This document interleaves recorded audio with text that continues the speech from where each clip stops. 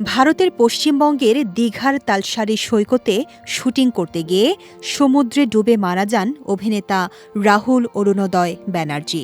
তার এই আকস্মিক মৃত্যুতে দুই বাংলার বিনোদন অঙ্গনে নেমে এসেছে শোকের ছায়া। জনপ্রিয় এই অভিনেতার স্মৃতি ধরে রাখতে তার অবস্থান করা হোটেল কক্ষটি অপরিবর্তিত রাখার সিদ্ধান্ত নিয়েছে হোটেল কর্তৃপক্ষ।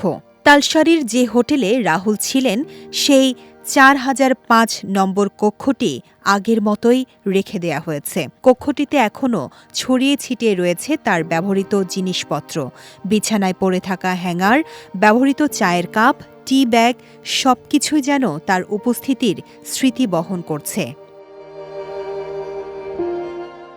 হোটেলের মালিক সৌরভ চৌধুরী জানান, রাহুল অত্যন্ত অমায়িক মানুষ ছিলেন। খাবারের বিষয়ে প্রায়ই ব্যক্তিগতভাবে তার সঙ্গে যোগাযোগ করতেন তিনি। মৃত্যুর আগে খিচুড়ি, বেগুন ভাজা ও আলু সিদ্ধ খাওয়ার ইচ্ছা প্রকাশ করেছিলেন অভিনেতা। এমনকি পরবর্তীতে এসে মাছ খাওয়ার কথাও বলেছিলেন, যা আর পূরণ হল না।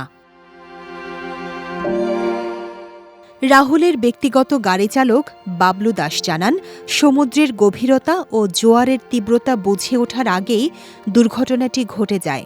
তাকে বাঁচানোর কোনো সুযোগ পাননি তারা।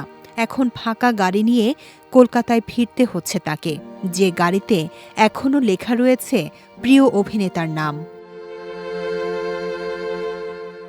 ২৯ মার্চ তালসারি সৈকতে শুটিং চলাকালে সমুদ্রে তলিয়ে যান রাহুল। পরদিন ময়নাতদন্ত শেষে তার মৃত্যুর কারণ হিসেবে পানিতে ডুবে যাওয়ার বিষয়টি নিশ্চিত করা হয়।